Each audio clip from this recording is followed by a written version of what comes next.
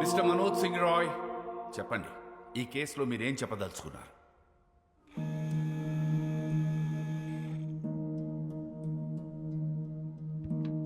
వాసుదేవే శ్యామ్ సింగ్ రాయ్, నా తమ్ముడు శ్యామ్ బాబు తిరిగి వాసుగా జన్మించాడని నేను నమ్ముతున్నాను, పూర్తిగా నమ్ముతున్నాను.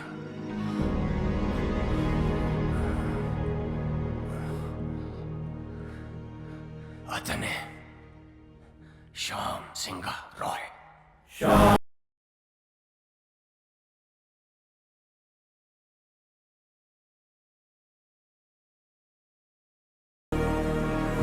Silence in the court, please.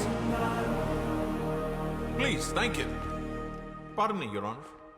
Mr. Roy, వాసుదేవే Shyam Singh Roy అని 45 years బ్యాక్ మీ తమ్ముడు చనిపోయాడే, వాడిప్పుడు మళ్ళీ తిరిగి పుట్టాడని 85 years ఉన్న మీరు చెప్తున్నారు, మీరు నమ్ముతున్నారు. ఫైన్. కానీ ఇదే విషయం నేను, జడ్జ్ గారు, కోర్టు, ఈ పబ్లిక్ వీళ్ళందరూ ఎందుకు నమ్మాలి? Can you give me one good reason why? Vasu Shyam Singh Rai stories copy కొట్టలేదనడానికి మీ దగ్గర ఎవిడెన్స్ ఏదైనా ఉందా? శ్యామ్ సింగ్ రాయ్ వాసుదేవ్గా మళ్ళీ తిరిగి పుట్టాడనడానికి మీ దగ్గర సాలిడ్ ప్రూఫ్ ఏదైనా ఉందా? I'm asking you mister Roy, please tell me. The court wants now. ఉందే, ప్రూఫ్ ఉంది. నాతోనే అంతమవుతుందనుకున్న నిజాన్ని, సింగారాయ్ కుటుంబపు విషపు కోణాన్ని ఒకరు కోర్టులో బయట పెట్టారని తెలిసిన తర్వాత నా కాళ్ళు చేతులు ఆడలేదు.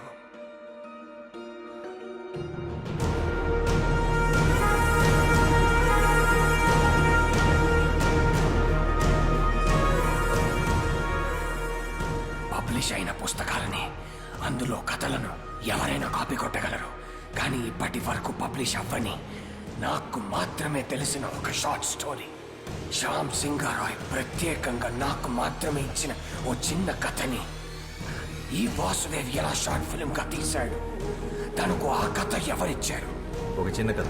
అసలు కథ ఏంటంటే, తనకి చిన్నప్పటి నుంచి పెయింటింగ్ అంటే ప్యాషన్.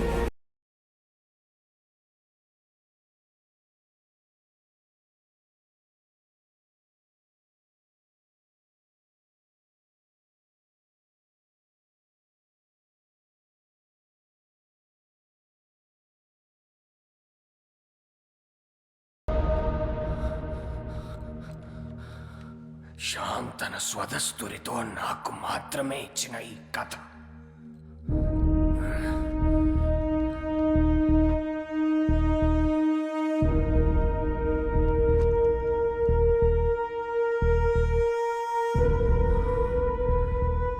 అదే కథను షార్ట్ ఫిల్మ్ గా తీశాడు ఈ వాసుదేవ్. ఎలా?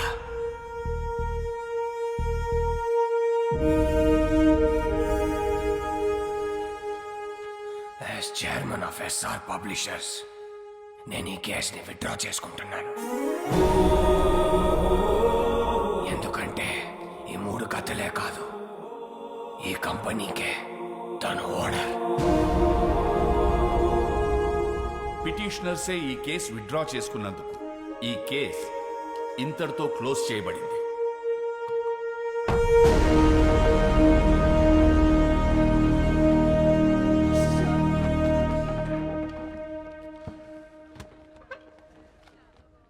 నేను ఓడిపోలేదు, కానీ నువ్వు గెలిచావు. Good job. I'll see you in court again. All the best.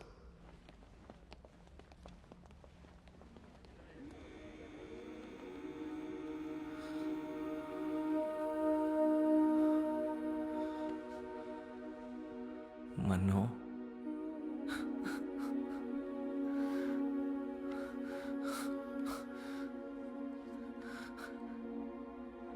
నన్ను క్షమించరా శ్యామ్ బాబు, నేనే నిన్ను చంపుకున్నాను. అన్నయ్యలు అంత పని చేస్తారని నిజంగా నాకు ఆ రోజు తెలియదురా. కానీ నువ్వు మొండోడివిరా, అందుకే మళ్ళీ జన్మించావు.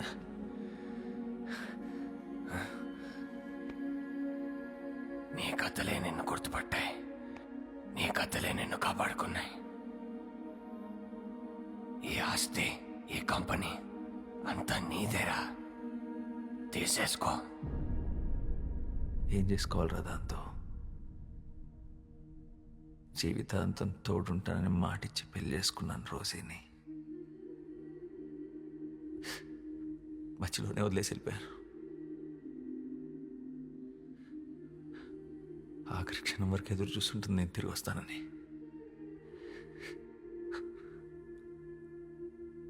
మళ్ళీ ఎందుకు పుట్టాను కూడా అర్థం కావట్లేదురా.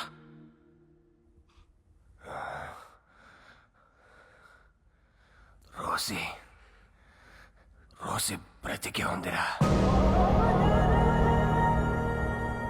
నీకోసం ఎదురు చూస్తూ ఉంది. అంటే ఇప్పుడు రోజీ బ్రతికే ఉంది. మా మామయ్య వాళ్ళ ఊర్లో దాచుంచాను.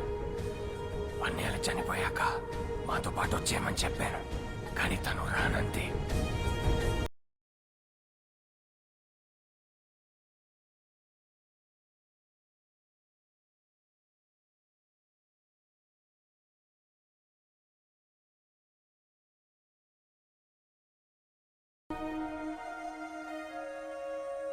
తన సంకల్పం గొప్పదిరా, అందుకే నువ్వు మళ్ళీ జన్మించావు. ఇది నీతో చెప్పడానికే నేను ఇంకా బ్రతుకున్నాను అనుకుంటా.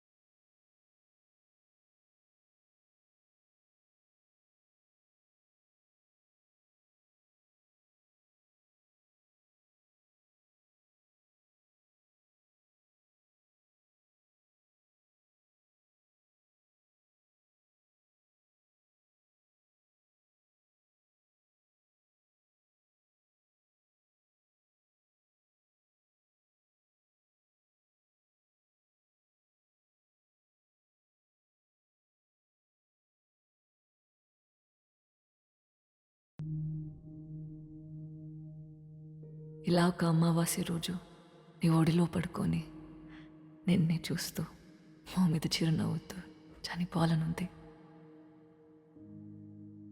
అదే నా ఆఖరి కోరిక.